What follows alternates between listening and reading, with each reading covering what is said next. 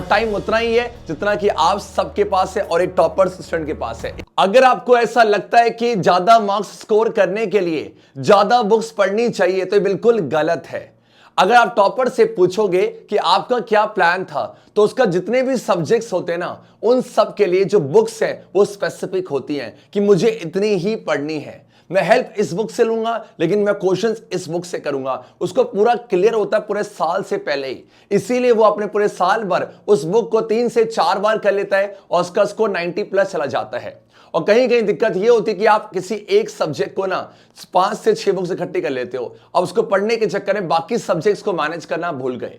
Main चीज ये है कि आपको सारे सब्जेक्ट को मैनेज करना पड़ेगा और टाइम उतना ही है जितना कि आप सबके पास है और एक टॉपर स्टूडेंट के पास है। इसीलिए आज हम इस वीडियो में बात करेंगे आपके जो भी सब्जेक्ट्स हैं उसमें किन बुक को हम कर ले ताकि हमारा स्कोर 90 प्लस रह जाए। उसके लिए हम सिलेबस को देखेंगे, इसीलिए आप इन्हीं बुक्स को फॉलो करना। मैं ये नहीं कह रहा कि इस बुक्स के अलावा अगर आपके बुक है तो आप फॉलो मत करो, लेकिन इसको तो करना ही है। वो कहते हैं ना कि ये आपका फंडामेंटल्स है, आप इसे नहीं करोगे तो काम नहीं चलेगा। आपके पास सारे सब्जेक्ट्स हैं, हो सकता है कि यहां पर ये जो हिंदी ए और हिंदी बी हो, इसके अलावा डिफरेंट स्टेट्स पे अलग एक लैंग्वेज होता है और साथ में संस्कृत के अलावा किसी के स्कूल में बच्चा आईटी होता है, कंप्यूटर एप्लीकेशंस है, तो उसकी बात भी करेंगे। जो कोर सब्जेक्ट से पहले उनकी बात करते हैं। अब देखा जाए सबसे पहले आपके पास क्या मैथमेटिक्स सबसे मेन और जो आपको बहुत ज्यादा परेशान करती है। अब इसको स्टार्ट करने से पहले ना यहां पर 2 ब्रांचेस हैं, एक बेसिक्स और स्टैंडर्ड है।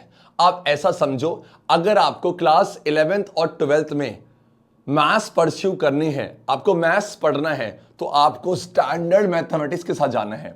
अगर आपको 11th और 12th में ऐसे सब्जेक्ट पढ़ने हैं जहां मैथ्स नहीं है तो आपको बेसिक के साथ जाना चाहिए। और अगर मान लो आप स्टैंडर्ड ले लेते हो तो बाद में आपको ऑप्शन मिलेगा, मान लो कि अगर आपने स्टैंडर्ड मैथमेटिक्स ली तो आप आगे जाके आर्ट्स भी ले सकते हो। बट अगर आपने बेसिक मैथमेटिक्स ले ली बच्चा तो आप 11th 12th में यहां पर साइंस जो स्ट्रीम है या कॉमर्स विद मैथ वाली स्ट्रीम नहीं ले सकते हो, तो प्लीज ध्यान रखना। और अगर आप चाहते हो कि बेसिक और मैथमेटिक्स ये जो स्टैंडर्ड है इसके बीच में एक बड़ा डिफरेंस क्या है वो बनाऊं मैं, तो आप मुझे जरूर बताना नीचे कमेंट करके कि सर इसके ऊपर थोड़ा सा और डिस्कशन किया जाए।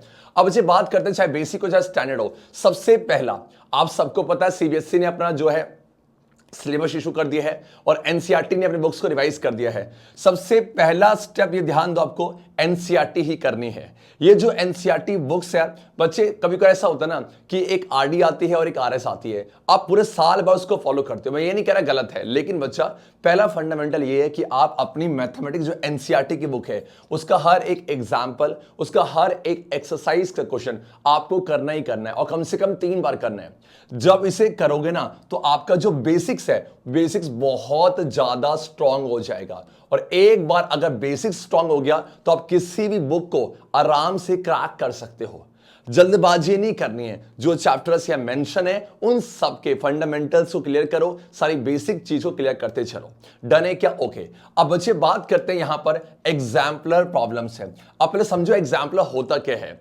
एग्जाम्पलर के अंदर ना जो चैप्टर्स आपके एनसीईआरटी में हैं उसी के रिगार्डिंग कुछ आपको एमसीक्यूज, कुछ आपको शॉर्ट आंसर, कुछ आपको लॉन्ग आंसर मिल जाते हैं। और सीबीएसई इसको तो ऐसे मानते हैं ना कि जब अपना क्वेश्चन पेपर को डिजाइन करती है तो एग्जाम्पलर से एज इट इज क्वेश्चन ले लेती है। और क्या सब पेपर एनसीईआरटी से नहीं आता? ऐसा नहीं है बेटा, एनसीईआरटी से एज इट इज क्वेश्चन आते हैं। कभी कभार तो बस डिजिट्स को चेंज कर देंगे। और देखो अगर आप बेसिक मैथमेटिक्स के साथ हो तो आप एग्जाम्पलर प्रॉब्लम्स को अवॉइड कर सकते हो, बट अगर आप स्टैंडर्ड मैथमेटिक्स के साथ हो यार तो आपको एग्जाम्पलर तो करनी ही पड़ेगी। डन है क्या? उसके बाद अब अच्छे बात करते हैं, जब आप मैथमेटिक्स ये कर लोगे एनसीईआरटी, आप एग्जाम्पलर कर लोगे तो फिर आप सोचते हो कि सर इंपॉर्टेंट क्वेश्चन कहां से करें। देखो इंपॉर्टेंट क्वेश्चंस का सिंपल सा मतलब होता है कि आपको क्या करना है बच्चा, आपको करना है प्रीवियस ईयर क्वेश्चन। बोलो PYQs, मतलब प्रीवियस ईयर क्वेश्चन है। आपको कम से कम बच्चा 10 साल के आपको प्रीवियस ईयर क्वेश्चंस करने पड़ेंगे। अगर आप 10 साल के प्रीवियस ईयर क्वेश्चन कर लेते हो, इससे क्या होगा, आप क्वेश्चन को देखते ही ना सेट हो जाओगे। अच्छा, इसमें ये स्टेप फॉलो करने हैं। बहुत सारे बच्चे मुझसे कहते हैं कि सर कि मतलब हमने पढ़ लिया है पर जब क्वेश्चंस को देखते हैं ना तो हमें पता नहीं कि अप्रोच क्या लगानी है, अगर कोई हेल्प कर दे तो हो जाएगा। इसका सिंपल सा मतलब यह है कि जो सीबीएसई जिस फॉर्मेट में जिस तरीके से क्वेश्चन पूछ रही है वो आप यहां से मास्टर कर लोगे।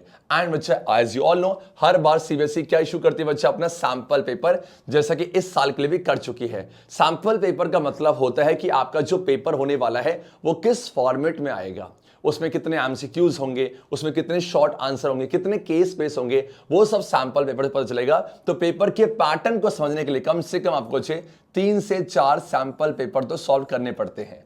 तो ये फ्लो देखो, अगर आप बेसिक वाले हो तो आप यहां पर आ जाओ, एनसीईआरटी, आप प्रीवियस ईयर क्वेश्चन और आपका सैंपल पेपर। अगर आप स्टैंडर्ड के हो तो ये बुक और ऐड करना। सर हमारे बहुत सारे टीचर ने हमें बोला है कि आप आरडी करो, आप आरएस करो। मैंने कभी नहीं बोला बच्चा कि आरडी गलत है, मैंने कभी नहीं बोला आरएस गलत है, बट आपको पहले ये करना है। अगर आपने ये कर लिया उसके बाद टाइम बच रहा है तो आप ये करो, क्योंकि देखो मेन गेम क्या है, अगर आपको टॉपर बनना है तो आपको सारे सब्जेक्ट को लेके चलना पड़ेगा।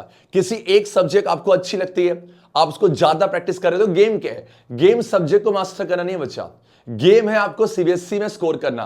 अगर सीबीएसई में स्कोर कर लोगे तो आराम से आपका जो कॉन्फिडेंस है वो बिल्डअप हो जाएगा।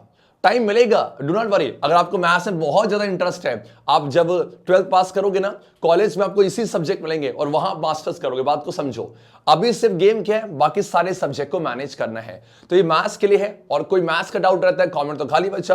अब बच्चे बात करते हैं कहां पर, आपकी साइंस की अप्रोच भी लगभग मैथ्स जैसी है। सबसे पहले यहां पर बेसिक्स और स्टैंडर्ड नहीं है तो डू नॉट वरी, सबसे पहले आपको एनसीईआरटी सॉल्व करनी है। मतलब आपने जब चैप्टर पढ़ना है, कितना सिंपल है, एक बार आप देखो यार, 13 चैप्टर्स इस एनसीईआरटी पर है और बच्चा इस 13 चैप्टर को पढ़ने के पूरा साल लगा देता है। बच्चे 13 चैप्टर्स तो है, अगर ऑन एन एवरेज 1 महीने में 2 चैप्टर भी करोगे ना तो आपका 6 महीने के अंदर सिलेबस हो जाता है। एनसीईआरटी को आपको एक बार थॉरोली रीड करनी है। जब बात बायोलॉजी की आएगी ना, एनसीईआरटी की हर एक लाइन को अच्छे से रीड करना। फिजिक्स में क्वेश्चंस पे ज्यादा ध्यान देना, केमिस्ट्री में केमिकल इक्वेशन के ऊपर। और देखो साइंस की जिम्मेदारी तो भैया आप संतोष सर के ऊपर छोड़ दो, वो जो करवा रहे हैं, जो लेक्चर्स आ रहे हैं, जो तरह की बैच अभी बताऊंगा उसके बारे में, जो वहां कराऊंगा, सब कुछ चैप्टर्स को इसको छोड़ दो। तो आपका यहां पर जो साइंस है बस वहां ना जब चैप्टर पढ़ोगे तो एनसीईआरटी के इंटेक्स और एक्सरसाइज क्वेश्चन ये दोनों मस्ट होते हैं। इंटेक्स और एक्सरसाइज क्वेश्चन वो करने ही करने हैं। उसके बाद एज यूजुअल अच्छा कि जब ये सॉल्व कर लोगे तो आपके पास क्या होगा, एनसीईआरटी एग्जाम्पलर प्रॉब्लम्स है। जैसे कि बात चल रही है कंपिटेंसी बेस्ड क्वेश्चन को बढ़ाने की, तो कहीं ना कहीं एमसीक्यूज के फॉर्मेट को बढ़ाया जाएगा। तो ऐसे में यार एग्जाम्पलर प्रॉब्लम्स में एनसीईआरटी के जो हर चैप्टर्स के आपको बेस्ट से बेस्ट क्या दे रखे बच्चा, आपको एमसीक्यूज दे रखे हैं जो आपको करने चाहिए। और साथ में आपके पास क्या होगा, या शॉर्ट आंसर टाइप क्वेश्चंस है, यहां पर लॉन्ग है। तो एज इट इज, मतलब ऐसे मान लो इसकी प्रैक्टिस बुक ये है, चलेगा। उसके बाद सेम है, जब थोड़ा सा आगे बढ़ोगे तो वहां पर आपको क्या करने पड़ेंगे बच्चा, वेरी इंपॉर्टेंट प्रश्न। हर साल हम एक सीरीज को लॉन्च करते हैं, इसका नाम है वीआईपीज, मतलब वेरी इंपॉर्टेंट पर्सन नहीं बोलना, प्रश्न बोलना है। तो ऐसे में हर चैप्टर के जो बेस्ट प्रीवियस ईयर क्वेश्चंस होते हैं हम उसको सॉल्व करेंगे। तो प्रीवियस ईयर क्वेश्चन कम से कम 10 साल करने पड़ेंगे बच्चा। एंड लास्ट में सैंपल पेपर क्यों कर रहे हैं बताओ, अभी आपको आइडिया मिल गया होगा पेपर के पैटर्न को समझने के लिए। बस इतना ही करना होता है, और इतना करने के बाद बच्चों के आए हैं। आपको शक होता होगा ना, अभी सीबीएसई का जो रिजल्ट आने वाला है मैं आपको दिखाऊंगा कि बच्चों के 100 में से 100 भी आते हैं। ये आपका सीबीएसई का फॉर्मेट जो होगा उसको फॉलो अगर करना है तो आपको सारी बुक्स तो करना ही करना है, और बहुत आसान होता है। सीबीएसई मार्क्स डालना बच्चा आसान होता है अगर आप समझ जाओ क्या स्ट्रेटजी होनी चाहिए। एंड देखो, अभी मैंने बात की मैथ्स की, अब साइंस की है। मैंने आपसे कहा है देखो, मैथ्स, साइंस, एसएसटी, इंग्लिश जो मेन आपके सब्जेक्ट्स हैं, अगर आप उन सबको मास्टर करना चाहते हो कैसे करोगे। देखो पूरे साल भर क्या होता है, आपको ना आप सब पढ़ सकते हो, आपको डांटना पड़ता है, आपको लेके बैठना पड़ता है कि बेटा इस टाइम पे ये पढ़। तो ऐसे में आप मुझे बताओ, अगर आप सबको मैं एक ऐसा बैच लाके दूं जहां पर अलग अलग कैटेगरी के बेस्ट टीचर्स हो और उनसे पढ़ने का मौका मिले और साथ में वो आपको ट्रेन करे, तो आपको कैसा लगेगा। एग्जैक्टली, वी हैव द तरक्की बैच। हमारे पास कौन सा बैच है बच्चा, तरक्की बैच है। तरक्की बैच को लाने का सबसे मेन मोटो क्या था, आप यार अगर मान लो यूट्यूब से पढ़ते हो, आप ऑफलाइन सेंटर से पढ़ते हो, तो ऐसा होता है कई बार साइंस का टीचर आपको अच्छा मिल गया और मान लो कि इंग्लिश का अच्छा नहीं मिला, आपको एसएसटी अच्छी मिल गई है। तो ऐसे में आप एक बार नाम देखो, दिगराज सिंह राजपूत सर आपको कराने वाले हैं एसएसटी। अब मैं कुछ इनको इंट्रोड्यूस करने की जरूरत है। And yes, Santosh Bhatt sir, अपने मुंह से अपनी तारीफ करना अच्छा लगता है क्या। And yes Ashish Gupta sir जो कि मैथ्स डील करेंगे, आपने जो मैंने बुक सजेस्ट की थी वो सारी करवाते हैं। और कीर्ति शर्मा मैम बच्चा यस इंग्लिश को मास्टर कैसे करना है, ग्रामर को कैसे फॉलो करना है, सारी बातें ये ट्रेन करते चलेंगे आपको। यस तो ये 4 एडुकेटर्स मिलके आपके तरक्की बैच में पढ़ाने जा रहे। और सबसे अच्छी बात है, आप सोचो आप ऑफलाइन में जो फीस पे करते हो, मैं बोलूंगा नहीं, एक बार आप जो ऑफलाइन पे फीस करते हो ना उसको सोचो कितनी है, और एक बार इसकी देखो 3000। ओ सर एक महीने की नहीं बच्चा, ये 12 महीने की फीस है, मतलब पूरे 1 साल की फीस आपकी 3000 है। और 3000 तो आपको लग रहा है, यहां भी आपको 10% का डिस्काउंट मिल जाएगा अगर आप कोड यूज करते हैं GYAANI22। और ये कोड हमारी फैमिली का है, मतलब अगर आपको संतोष सर की साइंस अच्छी लगती है तो आप इस कोड को यूज करेंगे तो आपको डिस्काउंट भी मिल जाएगा। और यस आपके पास इस बैच में आप एनरोल भी कर लोगे। और जल्दी से करना, अगर आप इस वीडियो को अप्रैल 20 से पहले देख रहे हैं तो ये बैच आपका स्टार्ट अप्रैल 20 को होगा। अगर अप्रैल 20 के बाद भी देख रहे हैं ना बच्चा, कोई दिक्कत नहीं, क्योंकि इसके सारे रिकॉर्डेड लेक्चर आपको मिल जाएंगे। इसीलिए बिल्कुल भी डिले ना करें। बैच पे एनरोल कैसे करना आगे मैंने स्क्रीन रिकॉर्डिंग में बताया हुआ है, तो ये तरक्की बैच आपके लिए बेस्ट है। अब बच्चे बात करते हैं यहां पर बोलो किसकी। यस देखो, एक तो बैच होता है और एक अनअकैडमी का सब्सक्रिप्शन होता है। तो अभी इस समय क्या चल रहा है बच्चा, इस समय अनलॉक 20 चल रहा है। तो मतलब आपके पास अगर सब्सक्रिप्शन का एक फायदा ये होता है कि आपके अनअकैडमी के प्लेटफॉर्म पे क्लास 10 के जितने भी बैचेस आएंगे, देखो ये इंडिविजुअल बैच है, मतलब आपको ये इस बैच में किया तो आप अगला बैच नहीं कर सकते। लेकिन ये वाला बच्चा क्या सब्सक्रिप्शन है, सब्सक्रिप्शन मतलब कि आपको सारे यहां पर क्लास 10 के बैच में एक्सेस मिल जाएगा। और यहां पर प्लस का बच्चा प्राइस आपका आइकॉनिक है, आइकॉनिक के फीचर प्लस से ज्यादा होते हैं। और साथ में देखो 12 मंथ का जो सब्सक्रिप्शन है वो आपका 11,999 का है, जो पहले था 14,999। इसीलिए अगर आपको प्लस या आइकॉनिक के साथ जाना है तो सेम वही है, आपको कोड यूज करना है GYAANI22। और आप जल्दी से अच्छे बच्चों की तरह अनलॉक 20 में अपने सब्सक्रिप्शन को ग्रैब कर लो, ऐसे मौके मिस मत करना। पूरे साल भर का जो कंप्लीट सिलेबस का बैच है उसको आप कैसे एनरोल करोगे, आपने करना क्या, ये जो लिंक मैंने दे रखी है ये आपको सबको डिस्क्रिप्शन पे मिल जाएगी। और आपने जाना है यहां पर, यस उस लिंक को ओपन करोगे, परफेक्ट है क्या, तो आपके पास ये तरक्की बैच आ जाएगा जो कि फुल सिलेबस का बैच है। आप इसके बारे में जानना चाहते हो तो यहां अबाउट पे चले जाना, और कैसे आप ज्वाइन करोगे, आप ज्वाइन बैच पे क्लिक करो। यहां पर ये जो प्राइस शो होगा वो 3000 का है, और ये आपका अप्रैल 20 से स्टार्ट हो रहा है। और यहां पर आपने कोड लगाना है GYAA, जस्ट अ सेकेंड, ये कैप्स में होगा GYAANI22। आप अप्लाई करोगे तो ये कोर्स में आपको डिस्काउंट मिल जाएगा। देखो यहां पर 2700 का है, तो आप लॉग इन करके यहां से सब कुछ एनरोल कर सकते हो। और बात की जाए डिटेल्स की तो ये पूरी डिटेल्स आपको यहां मिल जाएगी इस तरीके से। डन है क्या, चलो अब बच्चे बात करते हैं यहां पर SST की। अब SST एक ऐसा सब्जेक्ट है जहां सबसे बड़ी प्रॉब्लम जो फेस करते हैं, जो मैंने भी करी है, जो आप भी करते होंगे, कि सर हम पढ़ लेते हैं बट हम आंसर्स नहीं लिख पाते, कि सर आंसर्स कैसे लिखा जाए। जब आंसर लिखते हैं तो हमारे हाथ कांपते हैं जस्ट गेटिंग, कि मतलब हमें आंसर लिखने में बहुत प्रॉब्लम होती है। तो आपके पास यार अभी तक अगर आपको सिलेबस नहीं पता तो ये आपके पास सिलेबस है, और सिलेबस के रिगार्डिंग में डिटेल वीडियो ऑलरेडी बना चुका हूं, डिस्कस नहीं करूंगा, लिंक में डिस्क्रिप्शन पर अटैच कर दूं कैसे सिलेबस को एक्सेस करना है। ये आपका सिलेबस है हिस्ट्री का, ज्योग्राफी का, और यस बच्चा पार्टी आपका पॉलिटिकल साइंस वाला सिविक्स का, एंड यस आपका इकोनॉमिक्स का, और ये आपका मैप वर्क होगा। और यहां पर आ जाओ जल्दी से, आपके पास क्या स्ट्रेटजी आपको फॉलो करनी है, किसके लिए बच्चा, आपको SST के लिए। देखो सबसे पहले यार आपके पास जो NCERT की जो 4 बुक्स हैं, अब बच्चे NCERT पढ़ना पसंद ही नहीं करते हैं और बच्चे भागते नोट्स की तरफ है। और मैं आपसे बोलूंगा यार अब तो बहुत, देखो अब सोचो 50% अगर हमें कंपिटेंसी बेस्ड क्वेश्चन को फेस करना है तो आपके पास ना NCERT की अच्छी खासी नॉलेज होनी बहुत जरूरी है।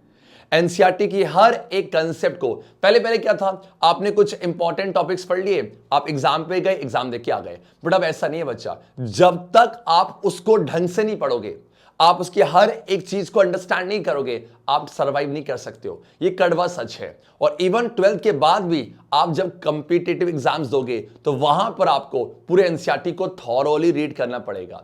तो मेरा पहला स्टेप बच्चा ये है, आपको जो बैच में दिगराज सर हैं या कोई और एजुकेटर्स मान लो, तो आपने ना उनकी मदद से ये सारे NCERT जो है, चाहे आपके जो 4 सब्जेक्ट्स हैं, इन 4 सब्जेक्ट को आपको NCERT को एक बार सारे टॉपिक्स को समझ लेना है, सारे टॉपिक्स को बच्चा, हर एक चीज। और कम से कम आपको NCERT को 3 बार तो रीड करना पड़ेगा। रीड जानो, रीड करोगे तो क्या हो जाएगा, आपके जितने भी बच्चा ये 50% कॉम्पिटेंसी है आपके एमसीक्यूज के फॉर्मेट में जो होगा, ये सब कुछ आप आराम से कर जाओगे। तो आपने किसी की मदद से, चाहे आप अपने घर में पढ़ो, कैसे ही पढ़ो, स्कूल में पढ़ो, आपको इन सारे सब्जेक्ट के ना यहां पर आपको यस रीड तो करना ही है। और रीड करते समय कोई टॉपिक्स नहीं आते तो आपके जो टीचर्स हैं उनकी मदद से एनसीईआरटी खत्म करनी है। कैसे भी करो, मुझे नहीं पता, आपको एनसीईआरटी खत्म करनी पड़ेगी, कम से कम 3 बार है। और बस आप जब प्रैक्टिस करोगे, आप कुछ और मत करना, आपको जो रेफरेंस बुक्स लेने लो, आप सिर्फ प्रीवियस ईयर क्वेश्चंस को सॉल्व करो। अगर रेफरेंस बुक में प्रीवियस ईयर क्वेश्चंस हैं तो आप ले लो, कोई दिक्कत नहीं बच्चा।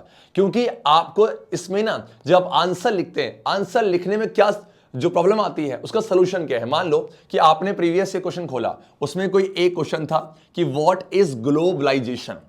अब उसके नीचे आपका लिखा होगा इंटरकनेक्शंस ऑफ मार्केट, ऐसे करके बोलो हाँ। अब ये जो की पॉइंट है, अच्छा इंटरकनेक्शंस ऑफ मार्केट्स, इंटर ऐसे, वो की पॉइंट ध्यान रखो। ऐसे जब आप एनसीईआरटी को पढ़ के, कभी ऐसा नहीं होगा कि आपकी एनसीईआरटी खत्म हो जाएगी।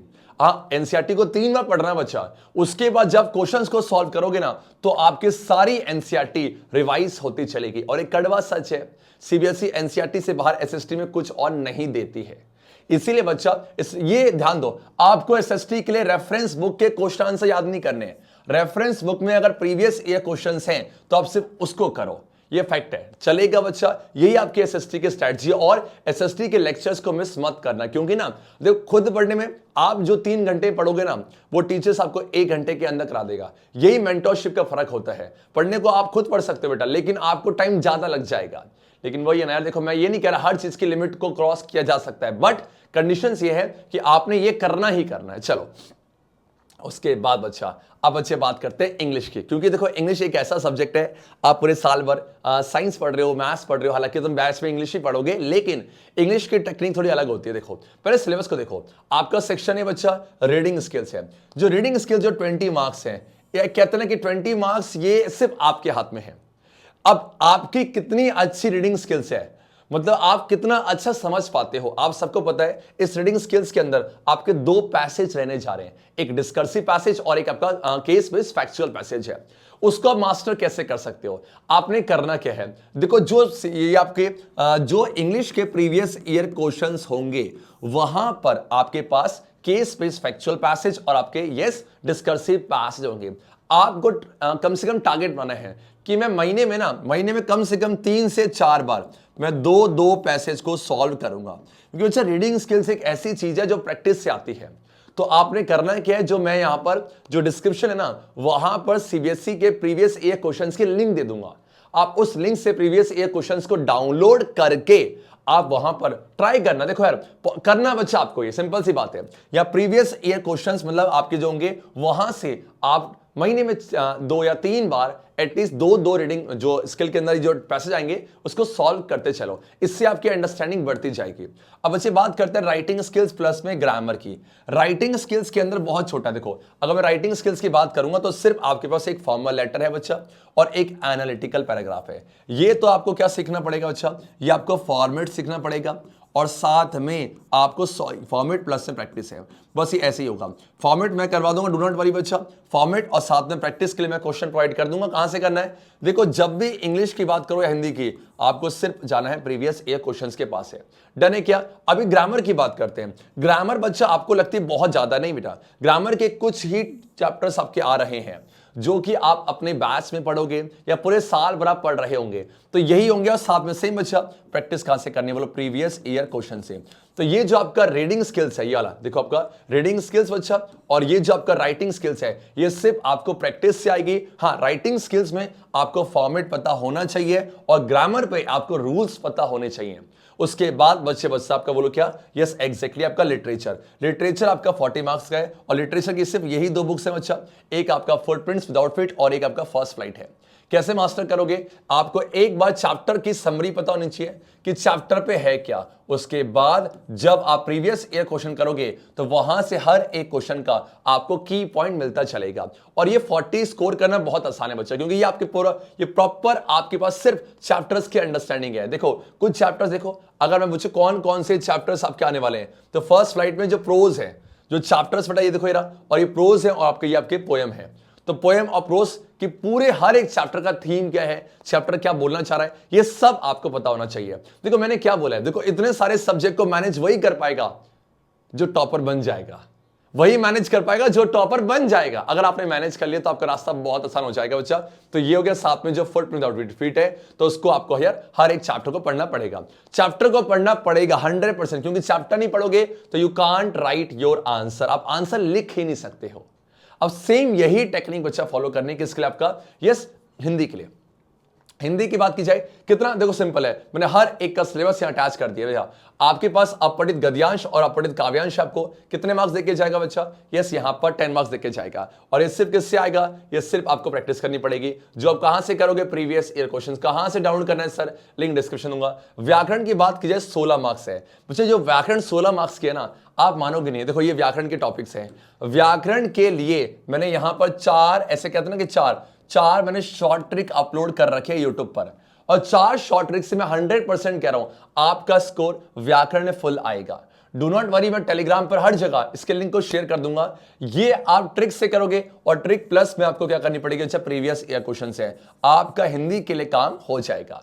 सेम अच्छा आ जाओ यहां पर आप पाठ्य पुस्तक की बात करते हैं, पाठ्य पुस्तक में आपका 34 मार्क्स है। और कौन कौन सी बुक्स है बच्चा, एक आपकी कृतिका है और एक आपका क्षितिज है। उनके चैप्टर्स की बात की जाए, देखो ये प्लीज जस्ट सेकंड्स में वापस आएंगे, आपका ये चैप्टर्स नोट कर लेना, ये आपके क्षितिज के बच्चा। और यस आपको पास यहां पर है कृतिका या 3 चैप्टर्स आने वाले हैं। यार ये तो आसान है ना, हिंदी के चैप्टर्स तो पढ़ सकते हो, कोई दिक्कत नहीं होनी चाहिए। और बात कीजिए बेटा यहां पर रचनात्मक लेखन की, जैसे आपका राइटिंग स्किल होता है ना, उसको हिंदी में बोलते हैं रचनात्मक लेखन है। पहला क्या बच्चे देखो, अनुच्छेद लेखन आराम से हो जाएगा, औपचारिक तथा अनौपचारिक फॉर्मेट पता होना चाहिए, और ये त्वरित लेखन जो बायोडाटा होता है, और साथ में आपका ईमेल, इनमें अथवा ध्यान दो आपका ये जो अथवा है ना, आपके एग्जाम पे सेम ऐसा ही होगा, या तो आप ये लिखोगे या तो आप ईमेल लिखोगे और 5 मार्क्स होगा।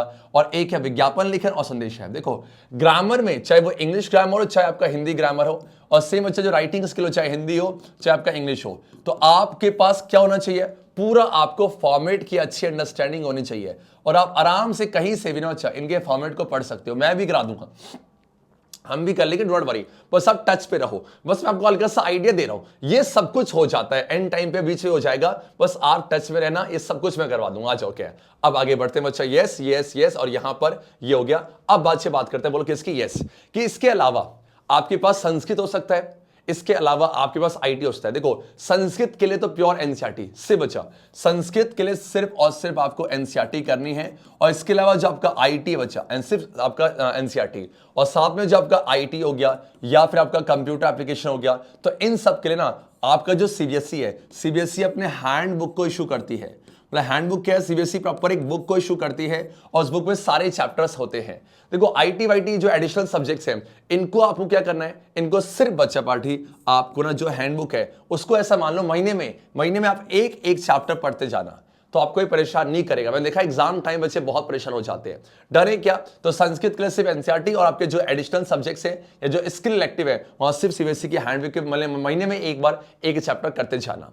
मेन चीज बच्चा ये है कि आप अपने ना तरक्की बैच पे एनरोल करके अपने जो 4 मेन सब्जेक्ट्स है, देखो अगर आप इसमें एनरोल करते हो ना तो 4 सब्जेक्ट की जिम्मेदारी आपकी खत्म, वो जिम्मेदारी इन एजुकेटर की हो जाएगी।